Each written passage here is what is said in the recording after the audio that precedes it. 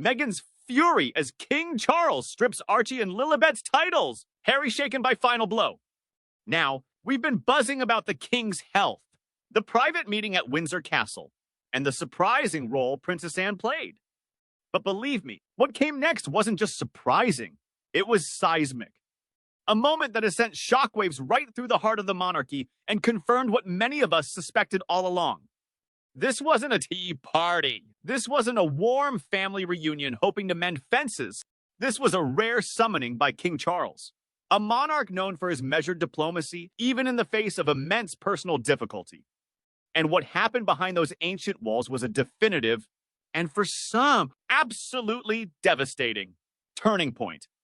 Because in that tense room, silence wasn't just absence. It was a statement. The king didn't deliver the message himself. Oh, no. He chose his most trusted confidant, his most loyal soldier, Princess Anne. And what she read out wasn't an olive branch. It was, according to insiders, the king's final directive, a message that has ripped away the illusions and left Prince Harry visibly shaken, cornered, and for the first time in years, utterly speechless. And the gut punch, the one that many insiders now confirm to be the most controversial, the most brutal portion of the king's message, it directly addressed the children, Archie and Lilibet, Archie and Lilibet. Their future, their connection to the crown, was hanging in the balance, and the king's decision was final. Hello, royal watchers, and welcome back to Royal Riff Raff. Now, let's rewind just a little, because you can't understand the magnitude of this moment without understanding the lead-up. For years now, we've watched the unfolding drama, the stepping back, the interviews from the comfortable couches in California, the tell-all memoirs, the docuseries that seem designed to, quite frankly, drag the monarchy through the mud. From accusing the palace of racism during that jaw-dropping sit-down with Oprah, a claim the palace vehemently denied, mind you, to Harry detailing intensely private family moments, even airing grievances about his father and brother in his book, Spare But Said. It's been one betrayal after another. It's almost like they've been systematically dismantling their relationship with the firm, piece by piece, for public consumption. And through it all, the royal family, particularly King Charles, has tried to maintain a dignified silence, a sense of composure, a hope, perhaps, that cooler heads would prevail. That time would heal would heal the wounds. But there comes a point when silence becomes complicity, doesn't it? When measured diplomacy starts to look like weakness. King Charles, bless his heart, is a man steeped in tradition, in duty, in the fundamental understanding that the crown isn't just a title, it's a responsibility that demands loyalty and service above all else. And when that loyalty is publicly, repeatedly, and, frankly, rather gleefully betrayed, there have to be consequences. Sources tell us the king has been deeply wounded by Harry and Meghan's actions. Any parent would be, wouldn't they? To see your own son and his wife air such harsh criticisms, make such damaging accusations against the very institution you've dedicated your life to. It must be absolutely heartbreaking. But the king isn't just a father anymore. He's the monarch. And his duty is to the crown, to the stability and reputation of the institution he now leads. That's why this recent meeting was so significant. It wasn't a casual chat. It was a rare summoning, a moment where the king had to address the reality that Harry and Meghan's actions had created. They wanted to be independent, to forge their own path, to monetize their royal connection without doing the work or respecting the rules. And the king, finally, had to draw a red line. And who better to deliver such a clear, firm message than Princess Anne? She is, without a doubt, the most loyal, the most hardworking, the most no-nonsense member of the royal family. She embodies duty in a way that, let's be honest, puts many others to shame. She's not interested in the drama, the celebrity, the endless quest for attention. She's there to serve, period. So, when King Charles chose her to read out his final directive, the message was loud and clear. This is serious. This isn't up for debate. This is the official position of the crown, delivered by someone whose loyalty is unquestionable. Imagine the scene. Harry sitting there, expecting perhaps another attempt at a reconciliation, another olive branch, maybe even some sympathy, and instead facing the steely gaze of his aunt, reading words that sealed his family's fate. According to reports from those present, the silence in that room was absolutely deafening. You could cut the tension with a knife, and then Princess Anne began to read. And this, my friends, is where the true seismic revelation occurred. The portion that has everyone scratching their heads, the most controversial part of the king's final instruction. It stated, clearly and unequivocally, that Prince Harry and Meghan Markle's children, Archie and Lilibet, will not be acknowledged as HRH. Not now, not in the future. This wasn't just a personal decision. This was an execution of duty, a strategic block against the Sussexes' apparent attempts to gain and then exploit royal status for their children. You see, by existing convention, as grandchildren of the monarch, Archie and Lilibet technically inherited the right to be styled prince and princess, and therefore HRH. But having the right and being allowed to use those titles in an official, public capacity, especially when you've explicitly stepped down from working royal duties and repeatedly criticized the institution, that's a different matter entirely, isn't it? King Charles, with this move, wasn't changing the line of succession. He wasn't technically stripping titles they hadn't formally used yet. He was doing something far more significant. He was issuing a royal decree, a formal instruction from the head of the firm that these children would not be officially recognized, acknowledged, or included in royal protocol as HRHs. This gesture said more than words ever could. It wasn't just saying, you're out, and it was saying your children are out, too, in terms of their formal position within the working family, because you chose to step outside. It's a direct consequence of Harry and Meghan's actions. Their decision to abandon royal duties and then seemingly try to cherry-pick the privileges they wanted to keep or monetize. This is where Princess Anne's role becomes even more poignant. She wasn't just reading a piece of paper. She was delivering a message from the king, backed by the institution, that there is no longer room for ambiguity. No more playing fast and loose with royal titles and status. It's a stark, cold reality check. Let me know in the comments below what you think of this decision. Was it harsh, or was it a necessary step to protect the monarchy? I'm really curious to hear your thoughts.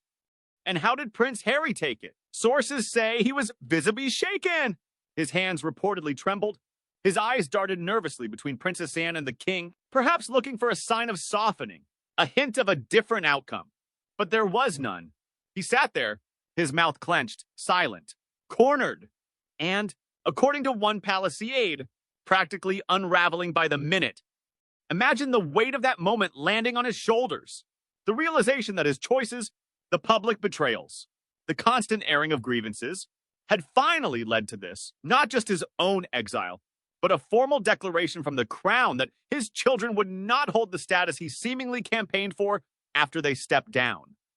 And where was Meghan Markle during all of this? Nowhere to be seen. As usual, while royalists speculated about illness or scheduling conflicts, you know how they like to put a positive spin on things. Sources privately confirmed a different, far more telling explanation. Meghan simply didn't want to be there. This wasn't an oversight. This wasn't a scheduling clash.